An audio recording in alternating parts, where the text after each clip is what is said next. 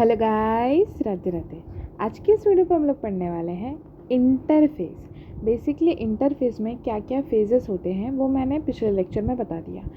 Cell cycle किसे कहते हैं? That is the event of changes which is taken place in a cell. Cell divisions किसे कहते हैं? और जो डिवीजन फेज होता है उसको हम लोग माइटोटिक फेज कहते हैं। माइटोटिक फेज में कितने फेजेस होते हैं?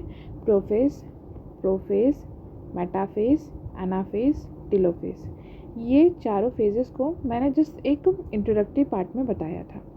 आज हम लोग इंटरफेस के बारे में पढ़ेंगे और जो इंटरफेस का स्टेजेस है बेसिकली उसके बारे में ज़्यादा ब्रीफ कंडीशन में पढ़ेंगे।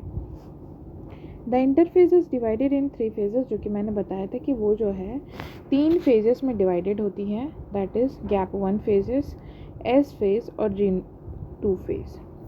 जो G0 फेजेस होता है जो कि G1 फेज के आगे आता है वो भी इंटरफेस में ही इंक्लूडेड होता है, लेकिन वो हर एक सेल पोजेस नहीं करता है G0 फेज, जिसको हम लोग क्विसेंट फेज भी कहते हैं। ये जो क्विसेंट फेज होता है ये हर सेल पोजेस नहीं करता है, कुछ सेल पोजेस करता है। और अगर जब उसका G1 रुक जाता है तो उसी में G0 का जगह आ जाता है, जो कि हम लोग जनरली नहीं डिस्कस करते हैं हर एक सेल के लिए। इसीलिए G0 को मैंने पिछले लेक्चर में जो इंट्रोडक्टिव पार्ट था उसमें इंटरफेस का बता दिया था। नेक्स्ट इज आज हम लोग डिस्कस करेंगे G1 को, सिंथेटिक फेज को और G2 को। G1 फेज जो रहता है वो क्या होता है? गैप 1 फेज होता है। It is the first phase of the interface and called post mitotic phase. Basically अगर हम लोग G0 को एक्सक्लूड करते हैं तो ये माइटोटिक फेज होगा और उसके जस्ट बाद आने वाला फेज जो होगा वो क्या होगा? दैट इज़ गैप 1 होगा। ये इंटरफेस का फर्स्ट फेज होगा, ठीक है। लेकिन ये माइटोटिक डिवीजन के बाद वाला फेज होगा, क्योंकि माइटोटिक डिवीजन पूरा होगा तब गैप 1 आता है। इसीलिए उसको क्या कहा जाता है? पोस्ट माइटोटिक फेज कहा जाता है। Next is it is the phase present between mitotic phase and synthetic phase. अब यहाँ पे इसके इर्द गिर्द आप देखो तो ये जो है अपसाइड एंड पे माइटोटिक फेज रहेगा और एक अपसाइड एंड पे सिंथेटिक फेज रहता है। This is a stage which is present between the synthetic phase and the mitotic phase, ठीक है। The cell is metabolically active but does not replicate its DNA। ये बहुत ज़्यादा इंपॉर्टेंट पॉइंट है, ये नीट में पूछा गया क्वेश्चन बहुत बार है। Don't get confused. जो G1 होता है ना उसमें कभी भी रेप्लिकेशन ऑफ DNA कभी अकर कर ही नहीं सकता। मतलब जो अमाउंट है DNA का वो कभी भी डबल नहीं हो सकता। डबलिंग ऑफ DNA के लिए एक अलग तरीके से फेज़ होता है जिसको हम लोग सिंथेटिक फेज़ कहते हैं। तो ये जो गैप 1 फेज़ होता है यहाँ पे सेल जो होता है वो पूरे तरीके से प्रचुर मात्रा में ग्रो कर रहा होता है। जो भी रिक्वायरमेंट्स हो रहे होते हैं उसको पूरा कर रहा होता है। सेल ऑर्गेनल भी ग्रो कर रहे होते हैं, इसलिए उसमें क्या होता है कि मैनी केमिकल रिएक्शंस अंडरगो कर रहे होते हैं। दैट इज़ मेटाबॉलिकली एक्टिव होते हैं वो, लेकिन उसमें कभी भी DNA रेप्लिकेट नहीं करेगा।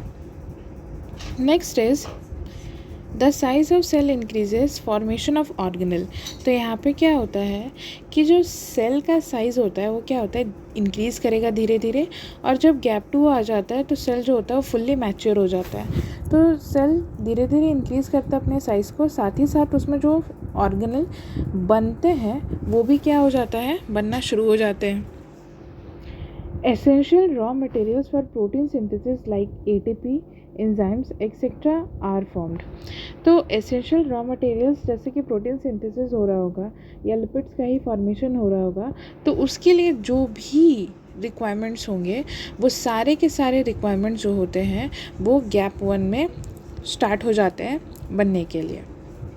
Next is S phase. S phase जो है it is one of the most important phases of interface, क्योंकि नीट में इसी फेज से क्वेश्चन आता ही आता है and it is a very very important phase. Basically ये इम्पॉर्टेंट इसलिए हो जाता है क्योंकि यहाँ पे रेप्लिकेशन ऑफ DNA अकर करता है।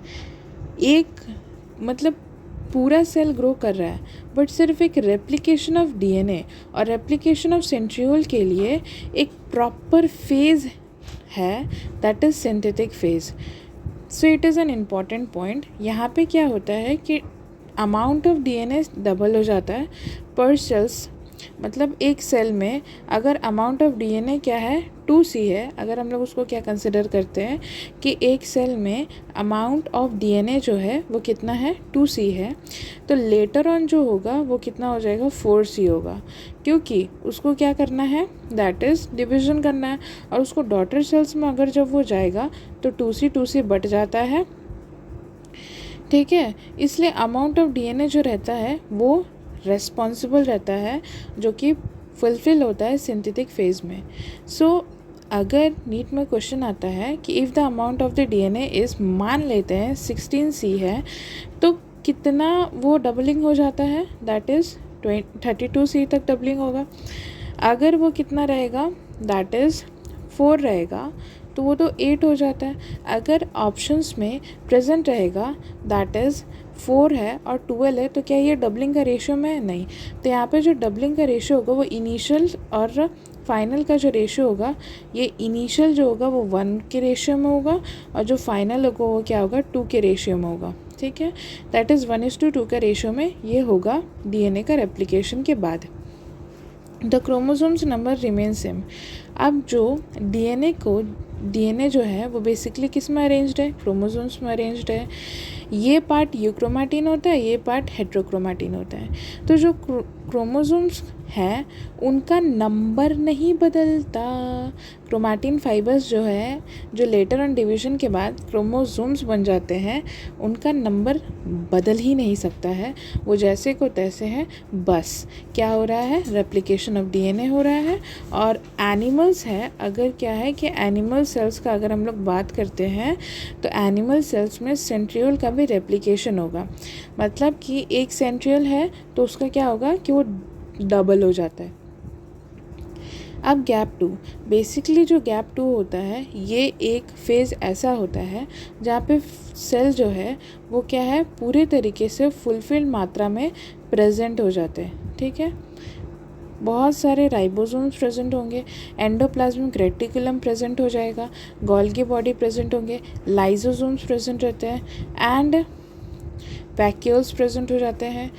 तो इसी तरीके से पूरा का पूरा सेल जो होता है वो एक तरीके से फुल्ली ग्रोन या आप कह सकते हो फुल्ली मैच्योर हो जाता है। This phase is the last phase. तो बेसिकली मैम ये माइटोटिक फेज़ हो गया, ये गैप 1 हो गया, ये सिंथेटिक फेज़, और जो बचा वो क्या होता है गैप 2 फेज़ होता है। तो जो गैप 2 फेज़ होता है वो इंटरफेज़ का आखिरी फेज़ होता है, लास्ट फेज़ होता है। और ये माइटोटिक डिवीज़न के पॉइंट ऑफ व्यू से देखोगे तो ये माइटोटिक डिवीज़न के पहले वाला फेज़ होता है, इसीलिए हम लोग इसको क्या कहते हैं, प्री माइटोटिक फेज़ कहते हैं। अब यहाँ पे क्या होता है, सेल ग्रोथ इंक्रीजेस, मतलब वो क्या कहने का है कि जो सेल है वो कब से ग्रो हो रहा है, गैप 1 से ग्रो हो रहा है, लेकिन वो सेल ग्रोथ होते होते वो गैप 2 तक आएगा। और यहाँ पे जब सेल पूरा का पूरा मैच्योर हो जाता है तो सेल का ग्रोथ तो स्टॉप हो जाता है। अब सेल कहाँ चला जाएगा, माइटोटिक फेज़ में। ट्यूबुलिन प्रोटीन का सिंथेसिस भी होता है। बेसिकली ये ट्यूबुलिन प्रोटीन जो होते हैं वो स्पिंडल फाइबर फॉर्मेशन के लिए रेस्पॉन्सिबल होते हैं। ये एक इम्पॉर्टेंट पॉइंट है और ये नीट में पूछा गया क्वेश्चन भी है, do not neglect this point. So ये जो है जो ट्यूबुलिन है वो स्पिंडल फाइबर का फॉर्मेशन करते हैं। स्पिंडल फाइबर, जो फाइबर्स रेस्पॉन्सिबल है क्रोमोसोम्स को होल्ड करने के लिए, उसके सेंट्रोमियर को। तो ये स्पिंडल फाइबर का फॉर्मेशन ट्यूबुलिन होता है। और क्वेश्चन ये पूछा गया है कि ट्यूबुलिन के प्रोटीन का सिंथेसिस जो रहता है वो किस फेज़ ऑफ इंटरफेज में होता है, दैट इज़ गैप 2 फेज़ में होता है। अब बहुत लोगों के मन में, जो लोग नहीं पढ़े होंगे उन लोगों के मन में ये आता है कि जब सेल जो है वो स्टार्ट तो होता है डेवलप्ड होना, दैट इज़ गैप 1 फेज़ में, तो बेसिकली यहीं से प्रोटीन का फॉर्मेशन शुरू हो जाएगा, क्योंकि वहीं से तो सभी चीज़ें शुरू होंगी, रिक्वायरमेंट्स, रॉ मटेरियल्स रिक्वायर्ड होंगे, तो यहीं पे तो ट्यूबुलिन प्रोटीन होगा ना। लेकिन ये गलत है, जो ट्यूबुलिन प्रोटीन का सिंथेसिस है वो आखिरी में होता है, दैट इज़ गैप 2 फेज़ में।